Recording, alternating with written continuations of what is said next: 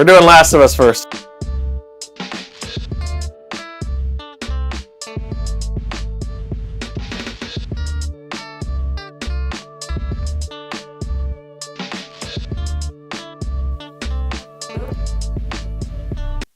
Hey there! Welcome to Final Watch It.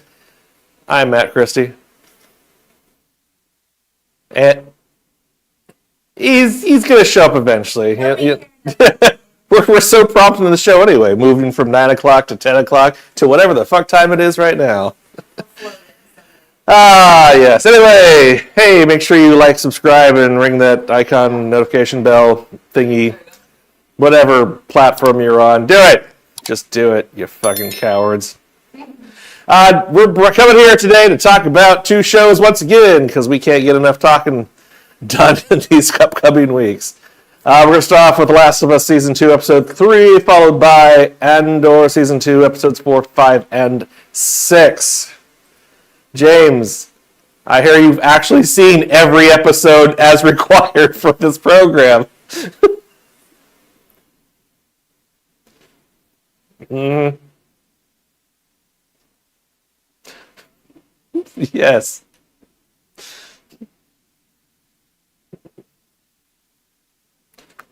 Mm-hmm. Mm-hmm.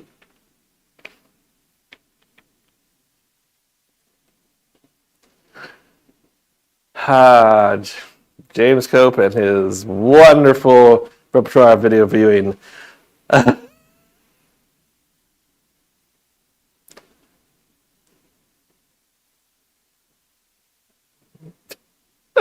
Sure. Let's go with that. Yeah, like we said, we're going to talk about that second. So let's go right into The Last of Us, our favorite show from 2023, I think it was. And here we are in 2025, just living up to that momentum. Oh, wait. Yeah. Well, anyway. James Cope, how did you feel about episode 3? Yeah, that's the name of the episode's The Path.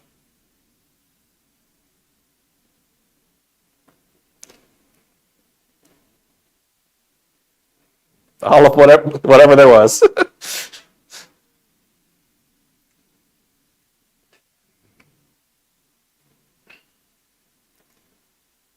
Yes.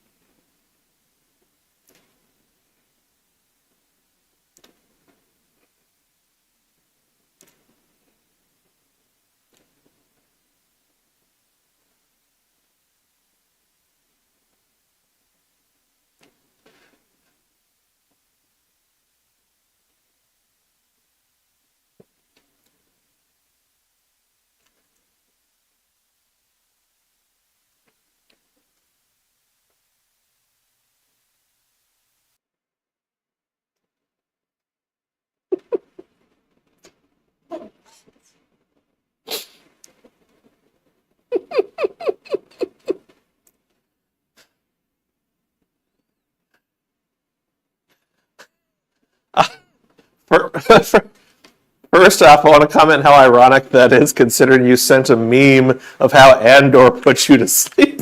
Yet Last of Us is what put you actually to sleep. This episode was always going to be an interesting episode because obviously, yes, we just killed off one of the two main characters in Joel, and we knew we would have to have some time to decompress, take that in, and figure out how we're going to move on. I think the only thing that it suffers from is that as quickly as they got to the moving on part, there isn't necessarily a whole lot that happened in this episode. And it seemed more like we got to fill an hour's worth of time to get to what we're going to be doing the rest of the season. And I, yes. Yeah.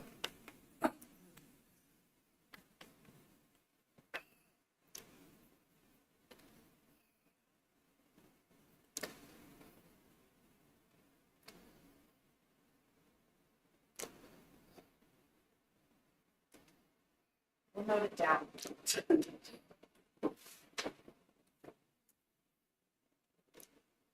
Mm-hmm.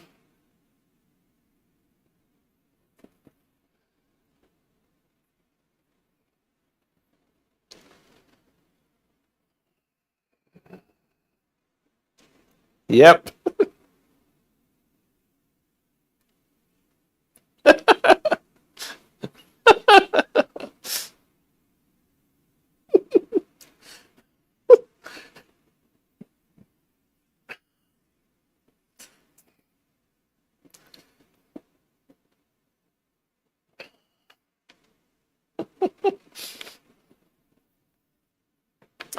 But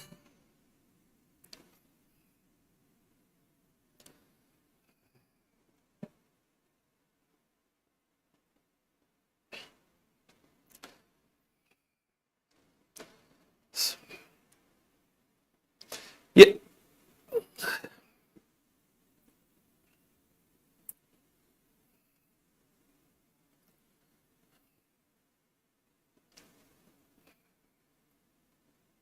yeah.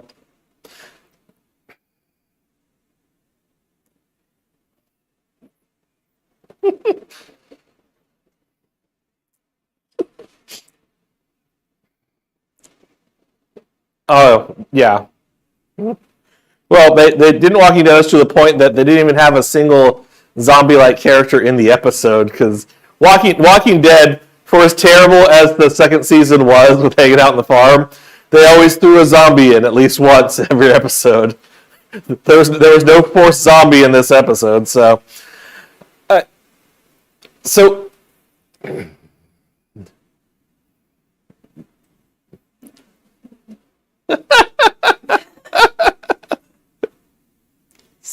so my wife and I watched through the episode all the way to the after credits making of and interviews and everything else like that. And one thing that was brought up by Neil Druckmann, who created the games, was that in the game, because it's an action type game, they kind of move on, and not like disrespectfully move on, but they got to move on with the pace of the game and everything like that to get from the story beat of Joel being killed to now we got to get to the rest of the action for the game itself. And it's like we had to write something that expanded upon people's feelings because this wasn't a game, this was a TV show, and we have the time to spend with these characters and everything like that to get their feelings and everything. And yes, I believe they did the best that they could with what they had, and I mean just being expanded upon everything like that. Like I said, though, it's just like I simultaneously appreciate and wish they had a little more time for something else. The pace of the episode is like great. We went through the issue with Joel. Ellie did her best to convince people by changing her character as much as she needed to, but still ultimately being herself. And just like I hate the people who did this. I want to kill them, but I need to have some sort of sympathy and people brought into my realm for it, even though it didn't ultimately work.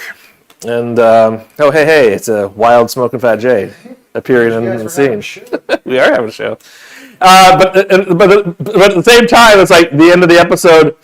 It's like we're just going to zoom through, and we have this cast of religious characters that we're going to kill off, and that's going to be a mystery now as to who they were and everything else like that. we're not going to address it, and we're in Seattle. And if you know anything about geography, Wyoming to Seattle is not the quickest thing in the world. So it's a mixed bag. He hasn't done a headset on yet, and now you can talk to him. No, James wanted to ask you about killing Joel. About, He wanted your thoughts. on killing Joel? Yep.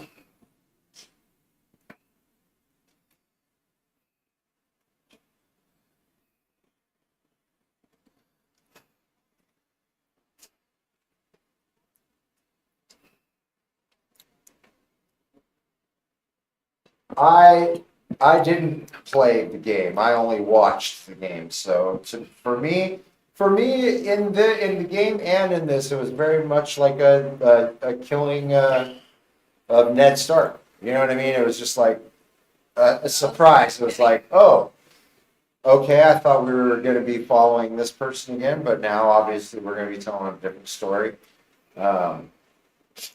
So, to me, it kept it interesting. It made it feel like, oh, this is not going to be the same thing as we did last time. So. One thing for the games too, though, is that in the first game you're primarily Joel the entire game. Right. You have Ellie there, but you're doing a lot of protecting of her. The little you play of her is just kind of those stealth, get around certain area type missions to help out and to be able to yourself move on. The second game was completely focused on Ellie being the character you're playing as for the game. Even though she pretty much played the same as Joel did in the last game. Yeah, but how do you do that? How do you change to a second character, main character in terms of playthrough again? Well, you got to get rid of the other main character you just played in the last game, and it felt like, again, I didn't play it, but it felt story-wise very much if you played The Walking Dead, Telltale, where you're. It's kind of the same thing, you're the protagonist guy kind of getting the little girl through it, and then in the second game he plays the little girl. So, I don't know where we're at right now. We're still talking about our feelings towards it. Okay, well, I'll tell my feelings. I actually like this. It slowed it down a bit. Last week was fucking balls to the wall. You know what I mean? This obviously slowed it down.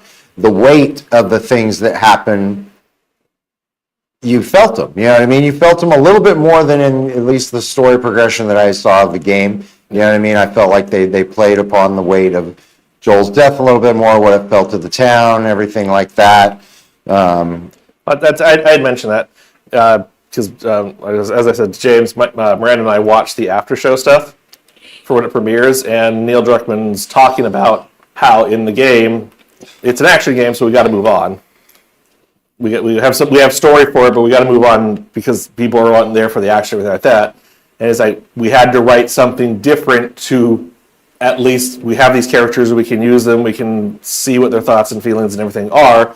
So we have it much more expanded upon because we don't need to necessarily have the action as the game requires anymore. So yeah, and this show already knows that. In last season, some of their best episodes were not the action-packed ones, so they can definitely, they know how to do it.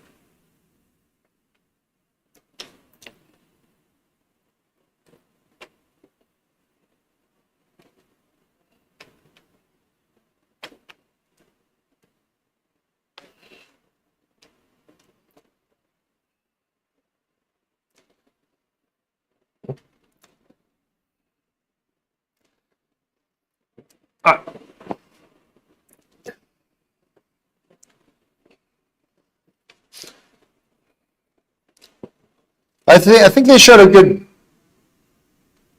I think they showed a good balance between the two because you did see that like Joel meant a lot to those people. Like he was obviously a big part of that society, but just like you said, yeah, most of them are like, but we're not going to risk everybody for vengeance. Yeah. You know what I mean? I don't think that many people bought the justice thing that she was trying to sell.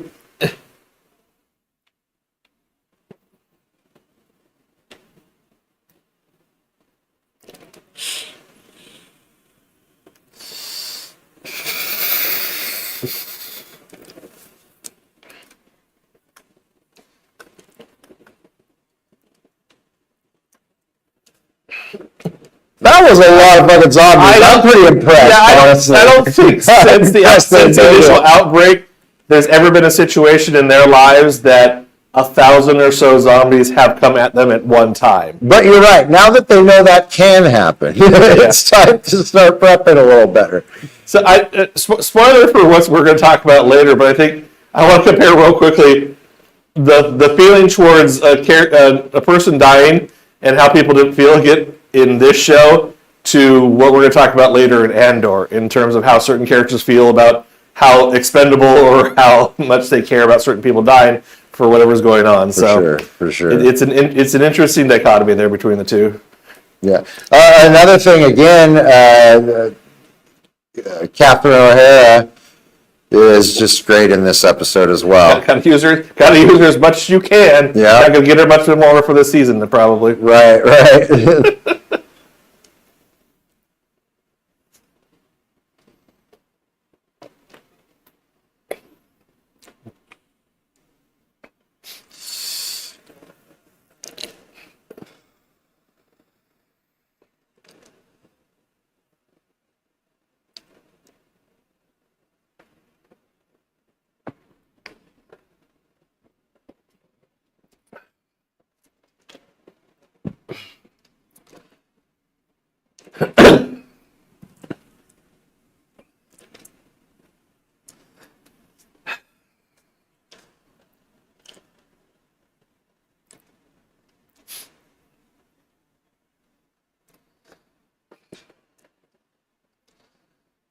Yeah, and that was a weird thing too.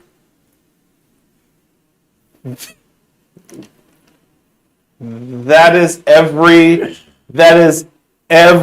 zombie apocalypse property, though. Is that we have a zombie apocalypse, but you know what? Hold on a second. Yeah. We're going to use the same drama that we have in every single media project ever thrown into here because that's how people relate.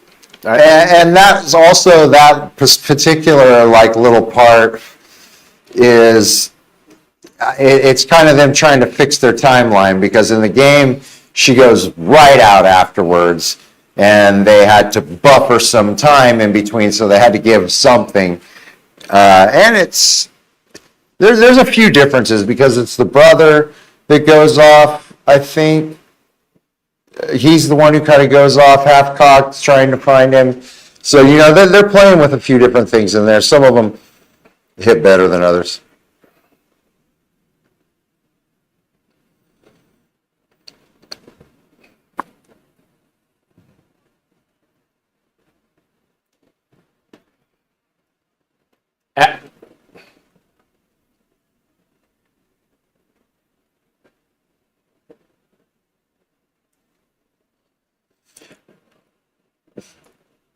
Well,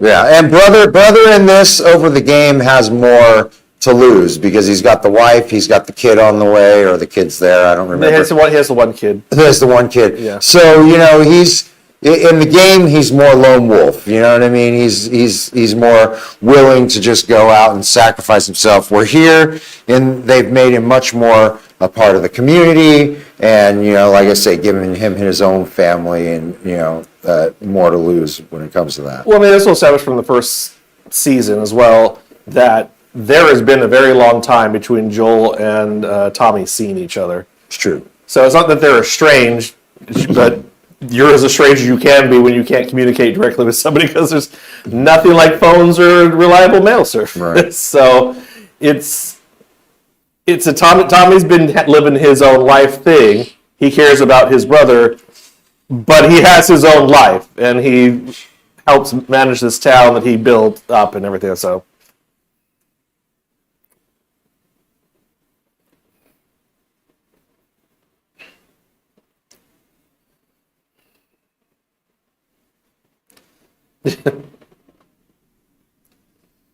Yeah, better than turning into a mushroom zombie. Yeah. Exactly. So. Didn't have to flamethrower my brother in the end. That's better. But that's like I said, that's one of those things about zombie apocalypse properties is you got to have the human drama in there still because even though this obvious in-your-face threat is right there, can't get away from the human stuff because that's what we all relate to. I think you were saying this when I came into, and this is one of my things, is it did feel very rushed. Like from the moment when they took off to when they're all of a sudden in Seattle, felt very rushed. Also, kind of weird, like I am assuming this is a several days, probably weeks-long journey for them. And day one, they're already back into, you remember when we kissed? You know what I mean? It's like, you think you might hold off a week into that journey before you get into that maybe.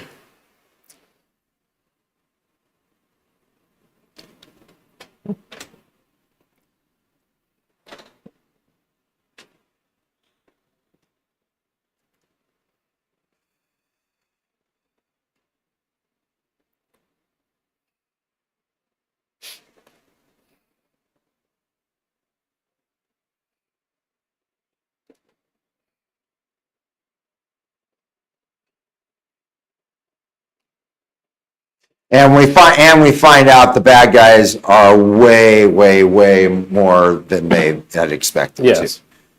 Which gives us some big gravity to now the rest of the season for me. You know what I mean?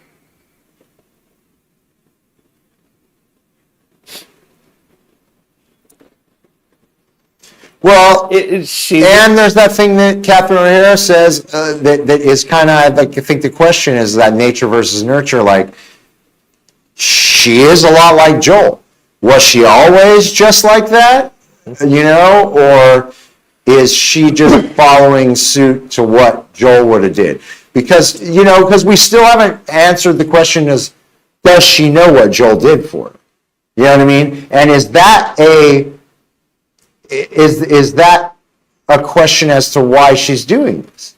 You know what I mean? Is she returning the favor? You know what I mean? How does she feel about Joel doing that for her? You know what I mean? Like, there's a lot of questions when it comes to this. Given what the end of the game was, that is going to definitely be a very interesting question by the time that comes up in this series. Right.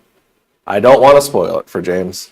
I know you don't care about spoilers one way or the other, but it plays out a lot differently, and it's cause for why a lot of people do not like the story aspects of the game, because the action is great, but the story aspects of the game they don't care for because the ending The second ending is not the typical ending you would have for these types of things. So.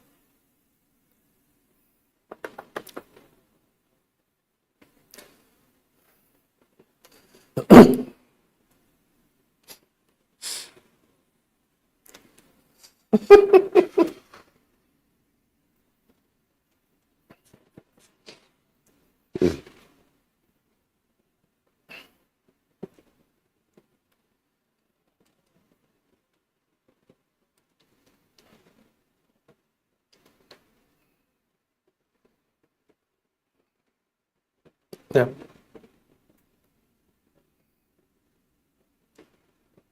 Yeah.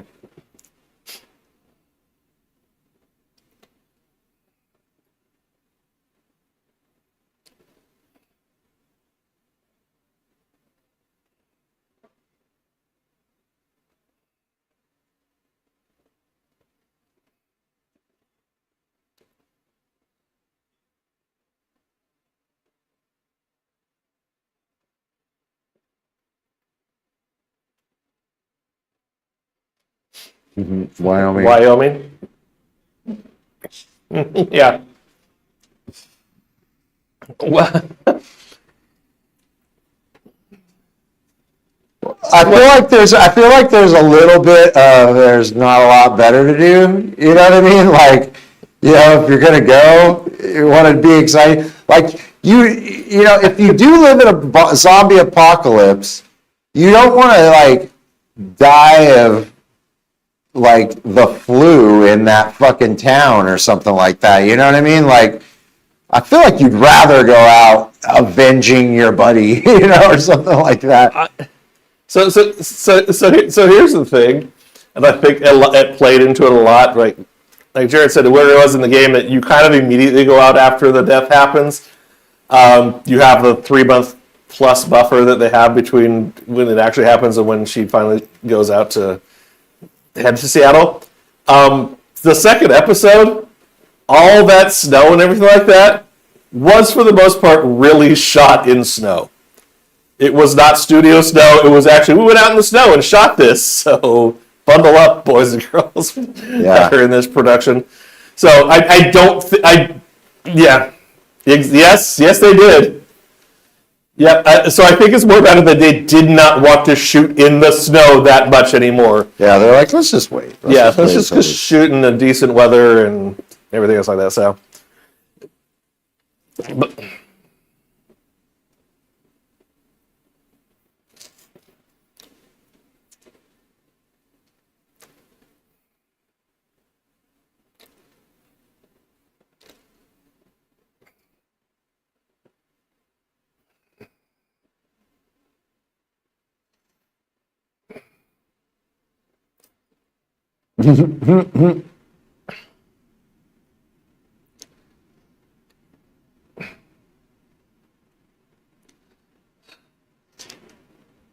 See, I don't know that you need that at all, because Abby's motivation is not that, oh, you stopped the world from being cured. It's you killed my dad. Yeah. This is you killed my dad, now you killed my dad, now I'm going to kill you. You know what I mean? Like, it's just, like I said, I think last week, it's kind of like a Middle East kind of a thing, where you're just constantly generations bombing other generations or killing other generations, and it's never ending. You know what I mean? And nobody has a thought of, okay, I traded one for one, And then we're done. and we're good. Nope, we've got to keep going. No, because someone always means something to somebody. Yeah. You know what I mean? I see the whole thing about that though, James, is that's what like half the zombie movie properties is that somebody's always searching for a cure. There's always a miracle cure off in the distance.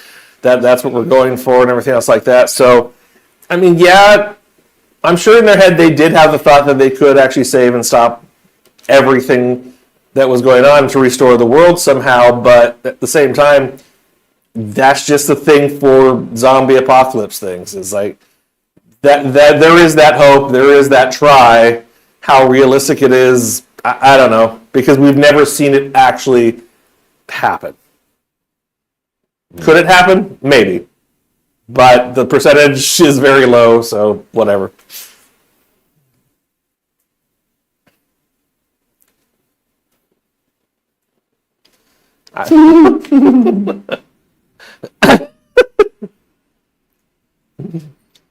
Right. Yeah. You want to have a tidy area to start. You know what I mean?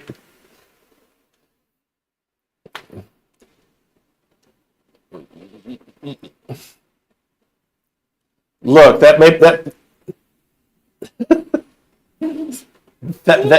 be on their list somewhere on the bottom. We don't know. Yeah, let's rate this bitch. We got more things to rate. That's the first time James has been on the rate. I was ready. Let's do it. Let's get this done. It's ready. That is Andor ratings, not. All right. What's that? Start. What? Go for it. Tell us. Tell us what you. Whoa.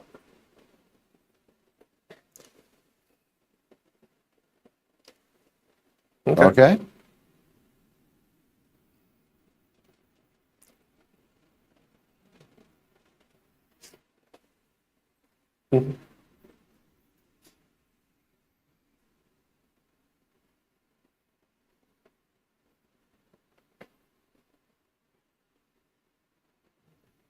Yeah. Yeah. Okay. So 3 for James. I'll go ahead next. I'll give it a 4. It was high. I liked it. I do think there was some breakout moments. The beginning when his brother is cleaning the body and just finds the watch, and I think there's some great moments in that. Even though Ellie is obviously lying when she gives that speech, I think that speech. Also, the dude. The lesbian hating dude, whatever that guy was. I think he's got a great moment when he stands up and tells people, what's what, and also later on when he helps them out. I think those were both great times.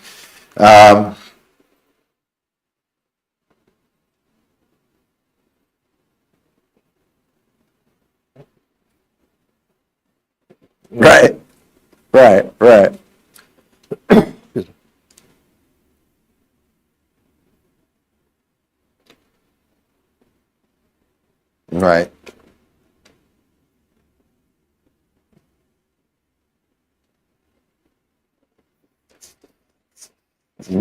Right. I do think that the last little thing that I did like is I felt that moment when she stopped at the grave too.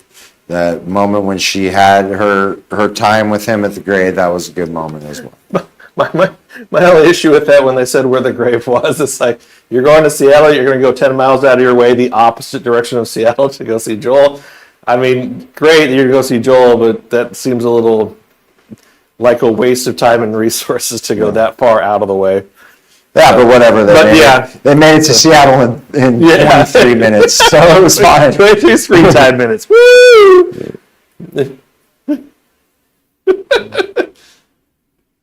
No time at all. If only I could drive there that quickly. I'm going between you guys. I'm going 3.5. Ultimately, this episode isn't necessary for the overall season. Like you could cut this episode out and you'd be fine. You need it for character. You need it as a somewhat bridge between the events at the end of episode 2 and what's going to start episode 4. But other than that, it's like you could go back and watch a season and not watch this episode and probably not lose out on anything. It's established. You're right, because we'll see what happens. Yeah. It's basically just establishing some of that character stuff and how dangerous these wolves are really. Which also, you could also say that about season 3 or season 1's episode 3, because that was the Alpherman and the other guy. See, but it was that episode was so far apart from the rest of the season that it stands out for that reason. It's like it was wonderful character work, wonderful story, like singular story about these two guys living in the apocalypse. There was a lot more world building. Yeah, and yes, you didn't need that episode for the rest of the season, but that episode's so good because of the fact that it focused on something entirely different and another set of characters and everything else like that. So, but this episode, while I agree, the acting and everything was great, just ultimately the disjointed pacing of it, like you have the character stuff in the beginning, and then you're in Seattle without any conflict.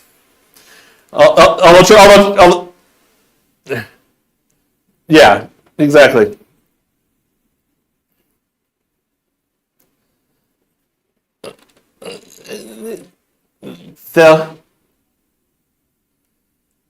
Yep, and we'll find out more about them later. But as of right now, yeah, it's like okay, there's these characters. They're all dead now, but hey, so yep, 3.5. But All right, so shall we move on to our next? What do we want to talk about? What we think's coming up? Oh yeah, okay. Well, what do we think's coming up? Let's talk about that. James, where do you think this is going?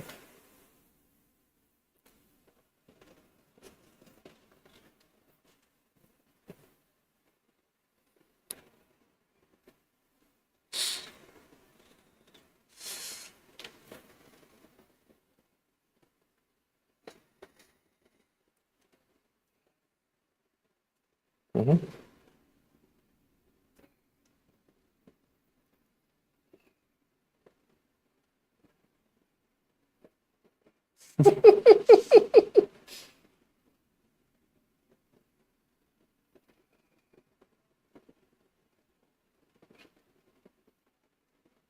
Okay.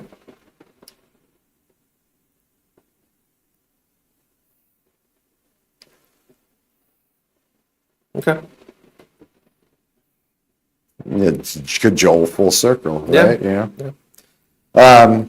I mean, I know some things, but I'm gonna say what I think is gonna happen in the next what I think we're gonna see in the next episode is I think we're going to go deeper into Abby and the Fireflies. I think it's going to be very centered on, because we have, what's the famous actor guy who's playing that we know is playing the head? Jeffrey Wright. Is that okay? He's playing the head. Yeah. So in the preview, he's there next episode. I think we're going to get introduced to that, introduced to what these Fireflies are all about, see where Abby and her crew kind of fit into that, and I think that we're going to see probably very little of Ellie and Dina in the next episode. No, for what they showed, they're involved in most of the action. So, but yeah, whenever, like I said, the preview for the next episode, just because I show at the end, we get Jeffrey Wright's character, who is a leader of the WLF, is what they are now. Yeah. Jeffrey Wright playing against character type that you've seen him play probably ever, because he looks just in the preview as a more sadistic character and somebody who rules with a I'm in charge type attitude, and if you step out of line, I am going to show you what happens to you when you step out of line. So basically a mix between Negan and the governor from Walking Dead. Mm-hmm. Okay. So, but we are going to get action. We are going to get zombies back again. So that'll be the other interesting thing too. See how they do the pacing with the action, because it seems like it's going to be a heavy action scene that's in the next episode based on what they showed in the trailer. So, are we going to get that the rest of the season? Just the heavy action, slower beats, everything like that, which might make it feel disjointed too. So hopefully it works out better on the flow, but we'll see. All right. So All right, now let's move on Yes. to Andor, episodes 4 through 6. hey, guess what? James saw these episodes. James watched them. Did you just watch these ones, or did Yes. you Yep, we watched those. just these 3, or did you go back and watch the first 3? He did not watch the first 3. Okay, fair enough. Did you ever watch season 1 all the way through? No. Okay. James, go! James, go! James, go! I like it. I.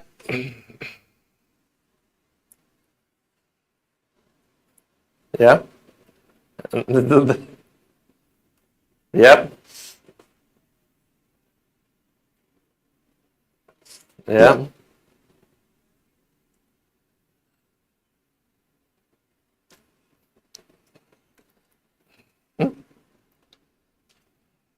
I don't know. The Acolytes. Yeah, the ArcLight The Theaters. ArcLight Theater. No, the last There's more. the last one was Skeleton Crew. Huh? The last one was Skeleton Crew. Last one was Skeleton Crew, and that one was decent, I think. Yeah. Yeah. Yes. Yes. And that was decent because it fully fell into the hey, well, this is a kids program. We're doing this as a kids program and in the Star Wars universe. So I was like, all right, cool. But yeah, no, I agree with you that a lot of the property that has been put out there for Star Wars has been subpar. It's a mixed bag. Yeah. That being said, I caught up. I finished the Okay. other half of the last week's episode, and I finished all these. And I just love this show. Yeah. This show it scratches an itch. It's fucking Star Wars Law and Order. It's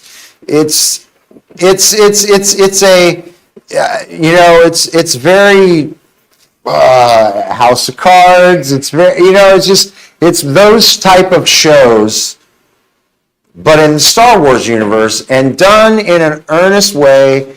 And it's telling a story that I think is an interesting part where, yes, I know James is going to talk about prequels, and I most of the time feel the same way, but this is not telling me, I'm not here for this to give me oh shit, I didn't know about that, really, but it's just showing me how a rebellion works on a universal scale in this fucking universe. You know what I mean? And it's using beats that I'm used to, I think, in interesting ways. So, real quick for Chuck James, Tony Gilroy is on record as saying that he wrote this series by researching dictatorships, despots, all that type of stuff throughout history, and taking the common beats that happen in these types of things and putting forth a show based in the Star Wars universe. He also claims that he's not as versed in the Star Wars universe, which is funny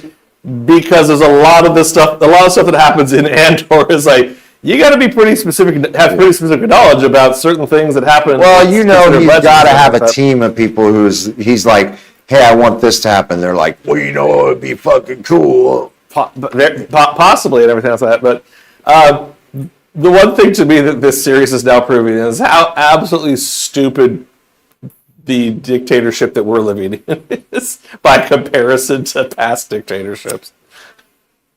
Yeah.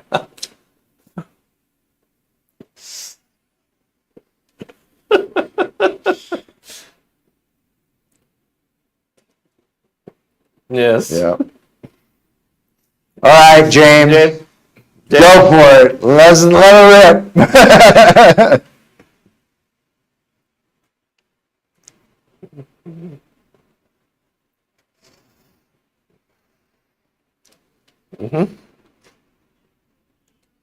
It's for us. It's for us. These two guys.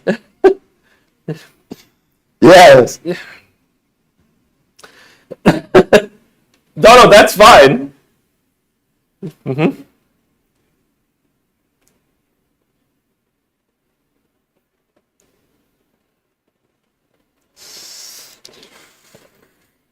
Eh.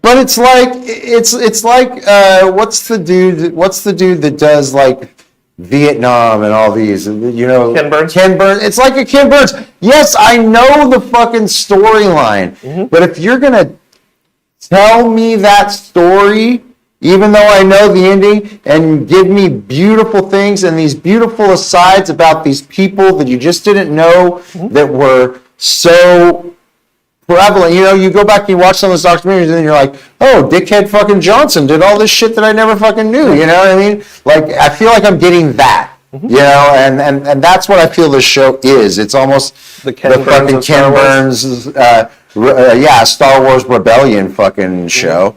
And, you know, maybe, you know, quite a bit more dramatized, but, you know, I feel like that's what I'm getting. I'm getting those rebellion stories like, okay, what caused, you know, we know what the empire was, but what were the people, who were the people who were prevalent in making this? You know, Mon Mothma, you know, we've got a character that's been throughout that what part did she really play? And then who were they playing? And then, you know, there's that political intrigue side of it. And then you've got this underground spy shit going on, you know? And yeah, I know what the results are going to be, you know what I mean? But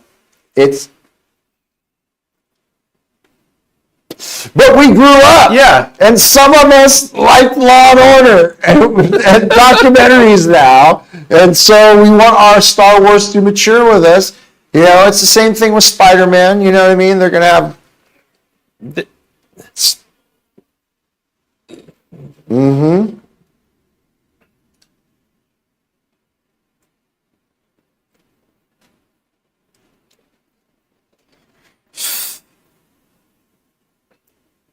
No, it's a show about a rebellion. That takes place in the Star Wars universe. Right. Okay, but here's the Star Wars part. Not always. The stormtroopers were white, but hold on. The thing that I love about this that is Star Wars though, that I've really been getting from this season that I appreciate is the cultures. There's so much, and the last one on that one planet was very culture rich, but this is showing so much the Goran or whatever planet. Gorman planet with the spiders and, you know, the little shit that they have and the way that all their stuff is made and has little webs. And even when Mon Mothma and they're going to those high society weird parties and you could see her, she's kind of spiraling, but she's just like letting her go and doing that dance. And there's that weird dance at the fucking wedding that she had to basically sell her fucking daughter off for this rebellion kind of thing. You know what I mean? It's like, there's a lot of little Star Wars things like that I appreciate in this show too. Well, that's the thing is, not only did she sell her daughter off, in the end, she sold her daughter off For nothing. Because the person who was helping her fund everything and manage her money basically became a drunk that was a loose end. Yep. And she couldn't do anything to stop it and knew that he was dead. Yes. No, I like this show because it is serious the majority of the time, and because it's just a refreshing change from a lot of the dredge and crap that Star Wars has been putting out. It takes itself seriously. It puts itself into the world that logically builds up to what we know is going to happen. And it does it in a compelling way. Is it boring? Yeah, probably. It's probably boring for a lot of people. And it was boring for you, James. But I'm fine with that because I like those spy thriller movies. I like that in those intrigue-heavy drama shows and everything like that. And this just works so well in showing that It's taking the serious part of Star Wars seriously. Yeah. Where a lot of times it tries to take other parts of the Star Wars universe seriously, and it doesn't work because it's supposed to be fantastical. It's supposed to be not taken seriously. Where it's like, oh, a rebellion where basically fucking Nazis are taking over the universe. Yeah, you can do your serious stuff with that one. Yeah. You know what I mean? Yeah, that's where you could show this stuff. That's where you could show, sexual assault in the Star Wars universe, and you know what I mean, and people just getting murdered because they saw your face, and shit like that. So, and I'll put it this way too. Let's say Rogue One was not made yet. Right now, what you have is you have Mon Mothma, who was in one movie, and you have Momoa movie and some of the animated stuff, and Saw Gerrera, which was in the animated stuff. You have no other character other than mentions of the Emperor constantly, because obviously that's who's going to be in charge and everything like that. So you really only have one other character that's in there in Andor that was in Rogue One. Otherwise, you have a bunch of characters that, they didn't show up in the later properties and everything like that, but it doesn't mean, A, they couldn't still be around at some point in time, and obviously it just didn't know if they were a character at the time because Lucas wasn't planning for that specifically. And B, obviously, it wasn't just the group of people in the rooms in Star Wars, in Empire, and in Return of the Jedi. There was more to it and everything like that, and this is showing what they did to build up to those points where they could finally fight back against the Empire. Yeah, and it kind of erases. Like you said, there's only one person in here that we know the fate of in this show. Yeah. Two. Three. I'm saying three. Saw we know the fate of because of Rogue One. Fair. Yeah. Andor because of Rogue One, and Mon Mothma we know is the only person still alive technically. After Rogue One. For who knows. So we have two people that we know, but all the other people could go, and it solves an issue that a lot of people have with the Star Wars universe, is that everything is just directly around the Skywalker family, and this is obviously giving you other paths to go on. And when we talk about kind of, what our thoughts are going forward, we could talk about some of those characters. But and it takes away the Chosen One storyline of Star Wars, which I'm fine with. I don't disagree with the Chosen One storyline because that is a tried and true story tactic, story mechanic that they've used for centuries in writing media, writing books, writing video games, talking about plays, and everything like that. There's a tried and true. We know how well this works. This takes that away completely, and I appreciate it for that reason as well. Yeah, it's a story about the cogs. Yeah.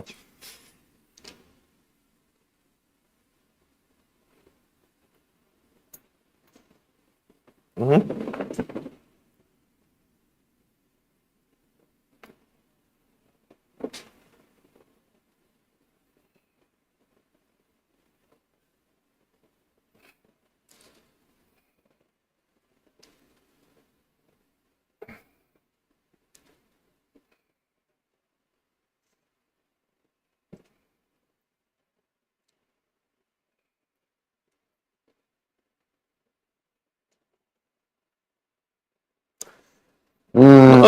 Ahsoka had a few things, like the Purgle. Even though they were in Rebels, Purgle on a non-animated screen. I mean, animated in a certain way. Yeah, but I think what he's saying is like we haven't had anything that has been so world changing in the Star Wars universe since like your pod racers or something like that. You know what I mean? Or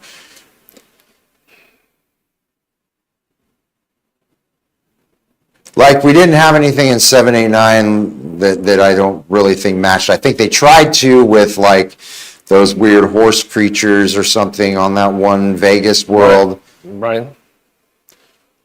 Yeah. It. Yeah.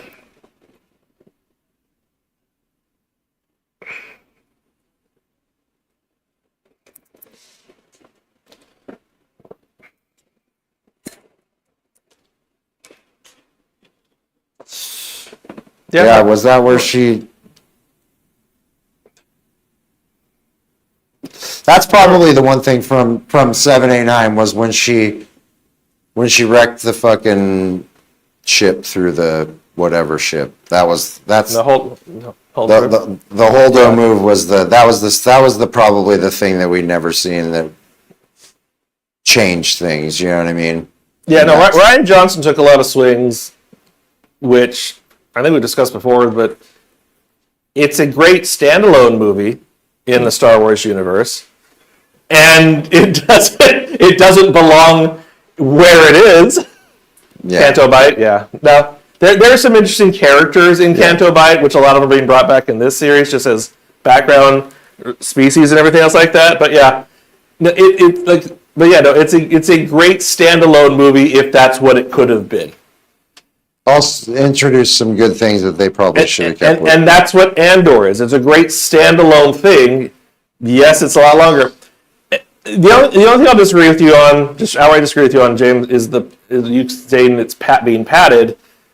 This season isn't being padded because it was originally going to be 4 more seasons. 3 more. No, it was going to be 4. One for each year.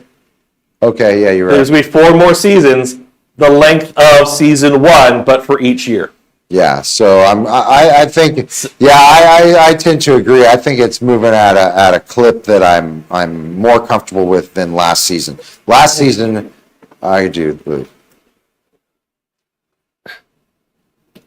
No. Yeah, you're right. That was actually Tony Gilroy. And then Disney. Well, yeah.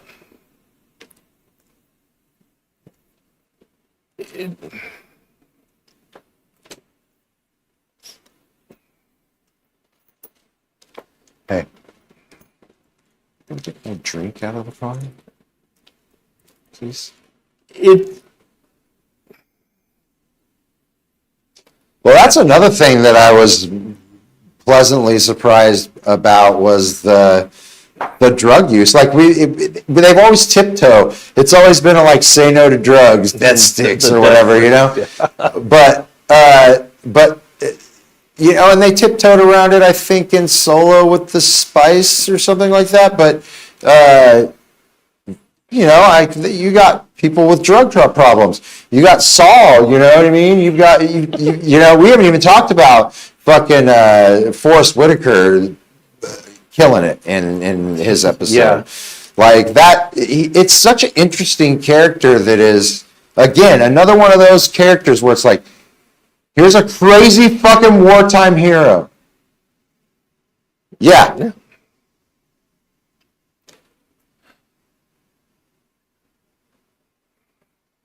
Yeah, or he's very Marlon Brando from fucking Apocalypse Now yeah. Too, you know, like there's a lot of that. Yes. Mm-hmm.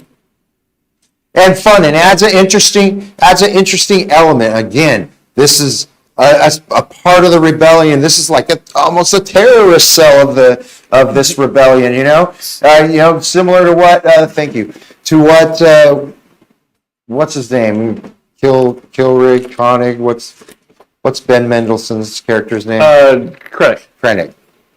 like Krennic, are they the rebels or the terrorists? You know what I mean? It's, and again, you're throwing these things, these real world things into the Star Wars universe and making them and giving them interesting ways to be played out, I think. James, did you see the episode in season 1 that Saw Gerrera was in?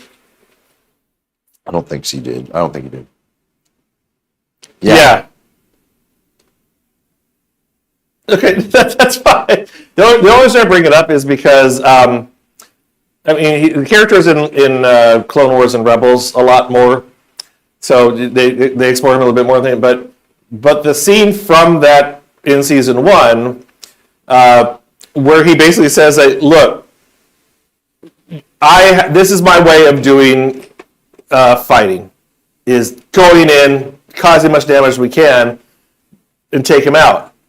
All this peace talk and trying to negotiate and backroom dealings and everything like that, and sneaking your way and everything like that, that's bullshit to me. You want to fight people, go out and fucking fight people. Mm-hmm. Which lends to the scene at the end of episode 5, where he has the great monologue where he basically says that, I know we're not going to live to see the results of our actions. But our actions are what's going to make the results mean something. Right. And you don't see that even in regular movies. You don't see that crazy of a character.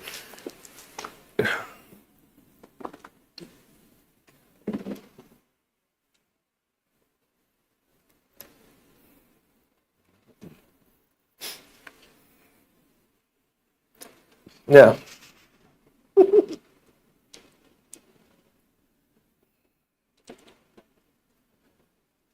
Mm-hmm.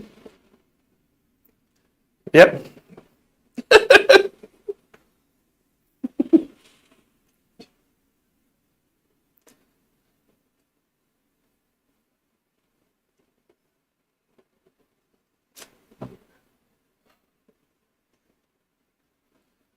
Mm-hmm. Because it's great. Yeah. it's nerd hard on. Yeah, That's why. That's why. See, we complained that Star Wars was too lightsaber to activate. We grew up from the beginning with Star Wars being a kid-friendly property, being this thing that we all wanted to emulate. We love the action, we love the good guys and magazines and everything like that. Now that we've grown up and we've seen a lot of what they put out for Star Wars, we want something more, and this is that something more. Yeah.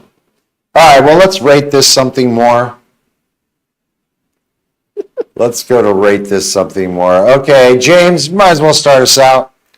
What are you rating this show? Probably. Okay.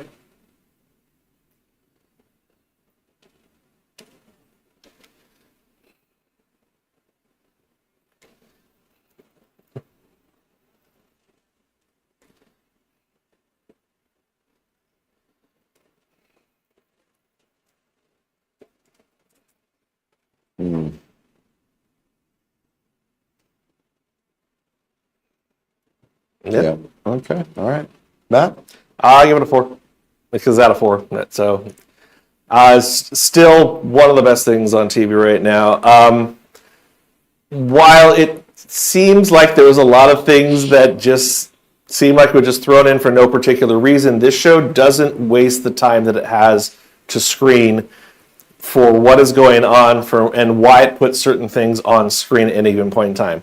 Like in episode 6, I think it was, you have that scene where you just go to the ISB offices and what's his name goes up to Lonnie and Dedra's former assistant and tells them about what they're going to do with Gorse in terms of expanding and everything else like that. Just a short scene. It's like, why is that scene in there?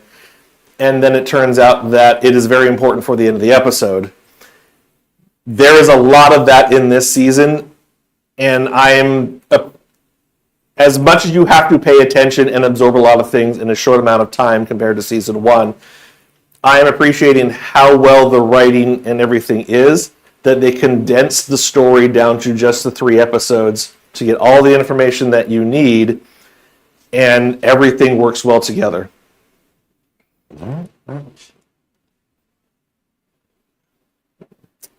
He's on another planet. He's a teenager. He's learning how to use. He's learning how to farm moisture Yes. at the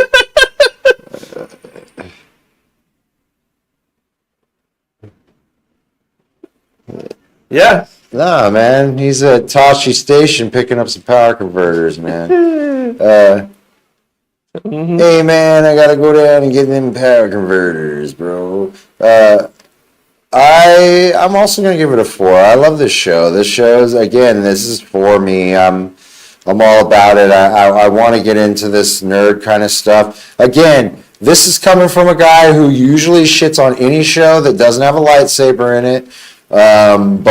I mean, this is just, it's scratching a different itch that I didn't know. Like, you know, I was on record last season as not giving a shit about this Andor show until I watched it. You know, it wasn't a show that I knew that I needed until that I had it. Now, I'm glad that I have it. So yeah, 4 for me. That being said, moving forward, I do want to say there is this little, there's a little,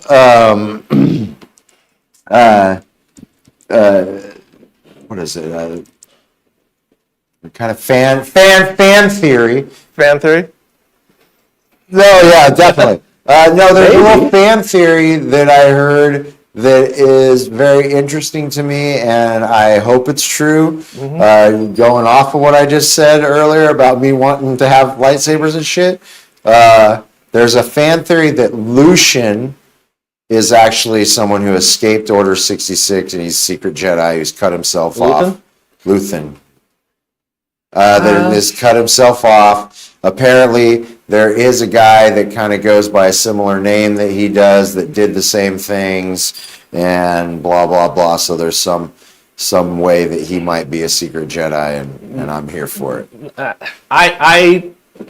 I don't think I would enjoy that.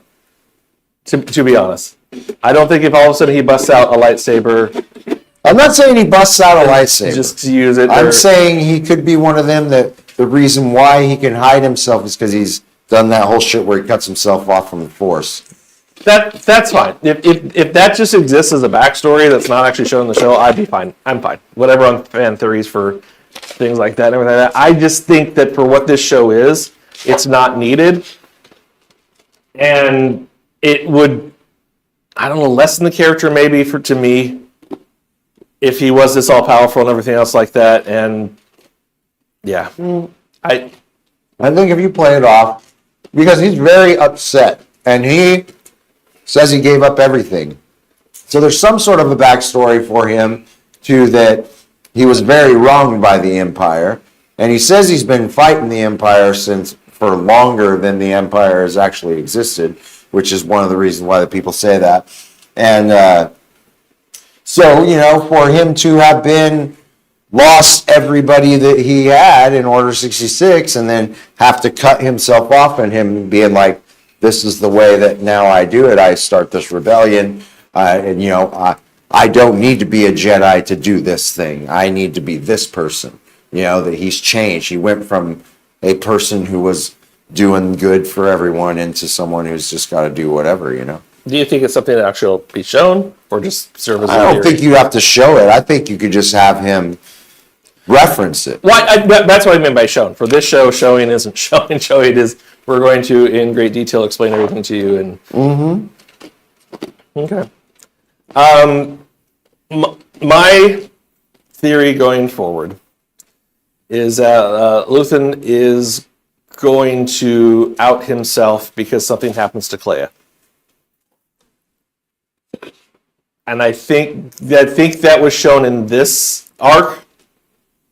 That you have the great speech from him in episode 11 of season 1, where how he cut off everything. This is all there is for him anymore.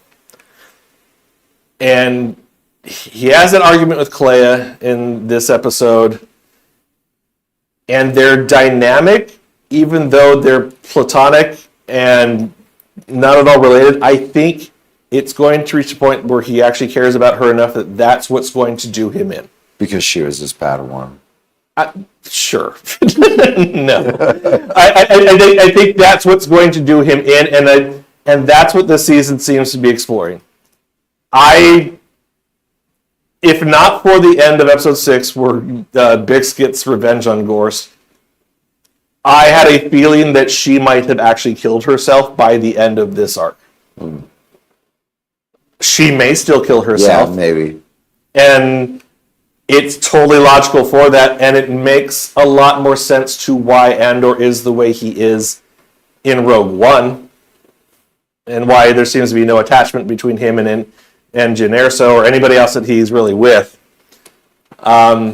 Yeah, because he seems to be learning that heavily through this. Yeah. Through Luthen is like, hey, like you got to be ready to cut anybody off at any time.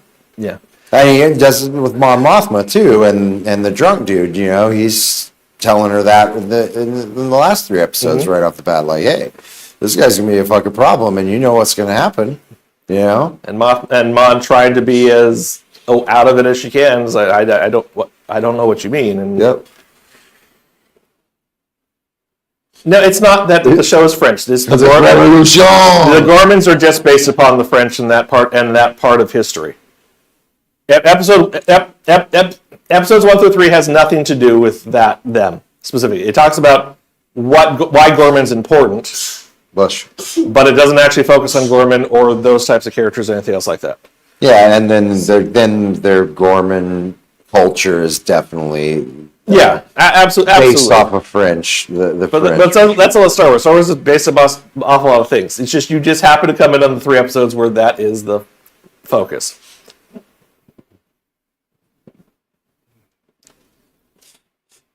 Did you miss in the first trilogy that the Empire were Nazis, or what's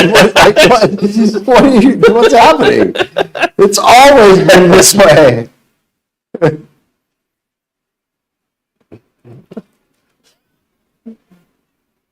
At the end, they're gonna build a statue for Andor and send it to him. But for their little revolution.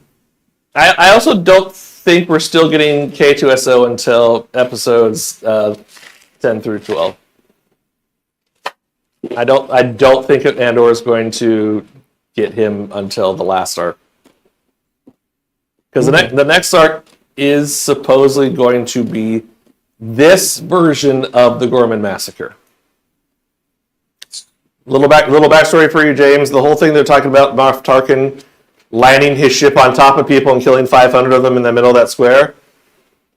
In Star Wars Legends history, that was the Gorman Massacre. Mm-hmm. And it still could be. Right. Still could be that. No, this is going to be a completely different thing.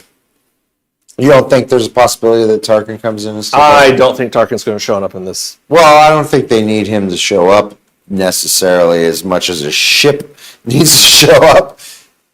Krennic may do something similar in terms of a ship dropping. Krennic may do something. They may just give it to Krennic on this one. But the whole incident they're talking about of 16 years ago where Tarkin landed his ship in the middle square and killed 500 people, that was what was known as the Gorman Massacre, which was an inciting incident for the rebellion. For the rebellion and for Mon Mothma leaving everything behind. Yeah. So whatever the incident's going to be this time is the Senate over that, right? Yeah, she flees the Senate. So joins the rebellion full time officially. So that we're going to most likely see that in the next arc. And I don't know that we're going to keep Luth. Well, I don't know if we're going to keep a lot of characters after this next arc. Because I also think that Cyril is going to get Dedra killed. Oh. Or he himself is going to kill Dedra. I think he might get killed. I got a feeling that he might get killed, and then Dedra's that's where she's gonna have some conflict, is she got him killed, she knew the risks. Because it seems like they've kind of held that over her head, and the whole thing with her kind of taking over for mom and being responsible for him. So I don't know. That's my take on it. James, any thoughts from you?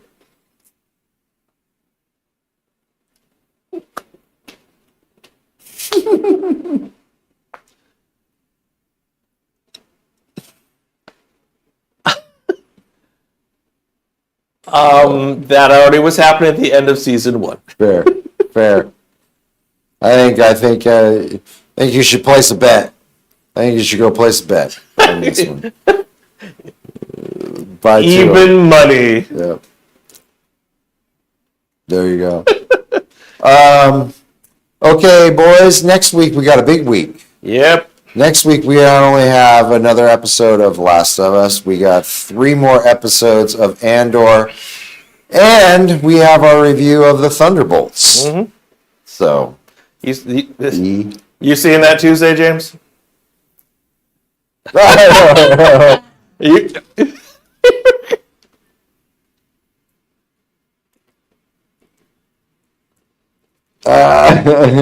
yeah.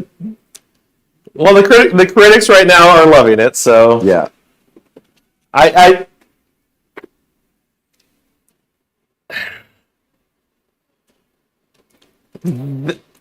yeah, and we all know that DC paid for a lot of that. Fair. Warner Brothers paid for a lot of that. We are aware of all that. This doesn't seem to be right now disingenuous from anybody, because Flash we knew was disingenuous. We knew. This seems a little bit more like, wow, guys, it is really good. Yeah. Wow. Because I don't think there are high expectations for it. That being said, I am looking forward to seeing this I am movie. too. I like the characters that are in this movie. And again, just Bucky and Red Guardian hanging out together was one of my favorite What If episodes. I don't know. I don't know about Zemo going to be in this. I haven't heard anything about that.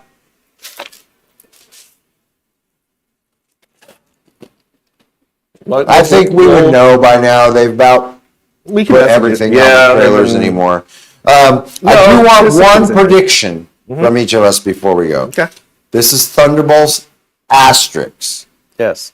And there is going to be a reason in this movie why the asterisk is. I want your prediction on what the asterisk is. I'll start, I guess. The asterisk is because they are going to be the Avengers, but I don't know what they're going to specifically name them. Okay. Because I think we're still getting 3 total Avengers teams coming out of this, coming out of everything. Because we have the Young Avengers, we're going to have the Thunderbolts Avengers, whatever they're actually called. And then I think that Sam is still going to put together a team if it's not the Young Avengers. Okay. Okay. James?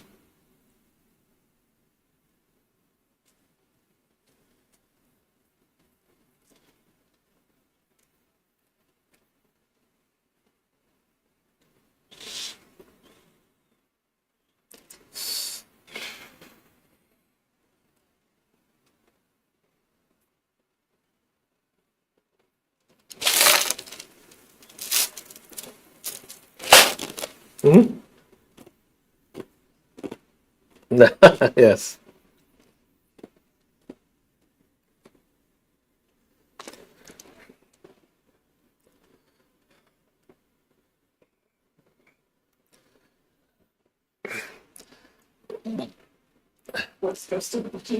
Yeah. All right. All right. I think I'm gonna go because I think they are gonna be doing the 3 teams. I don't think any of those 3 teams are gonna be just the Avengers though. I think you're gonna have this is gonna be Dark Avengers. They're gonna find out some way. I do agree that it is a joke because from the trailers you see that the Thunderbolts thing is a joke. Bucky hates the name. Yeah, but I think you are gonna go right. Yeah. They're gonna be the ones who are willing to do the wet work, the stuff like that. So they're gonna take the Dark Avengers. I think you're going to get Young Avengers. There's a lot of talk about the secret movie that's slotted that they may already be making. I think Young Avengers is going to be that one, and I think we're going to see, Sam put together the New Avengers. He's going to call them the New Avengers. That's fine.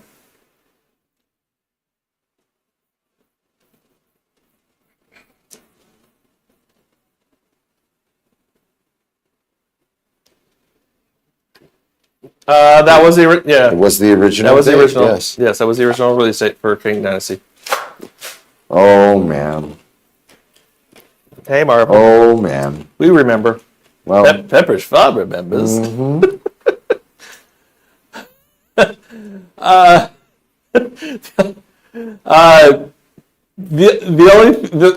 My thing that I get from the trailers that I like about this and makes me want to see it more is, whereas in the comics the Thunderbolts was just this huge anti-hero team, they were still pretty much kind of dicks and everything else like that, and just uninteresting compared to the rest. This at least looks like it's interesting.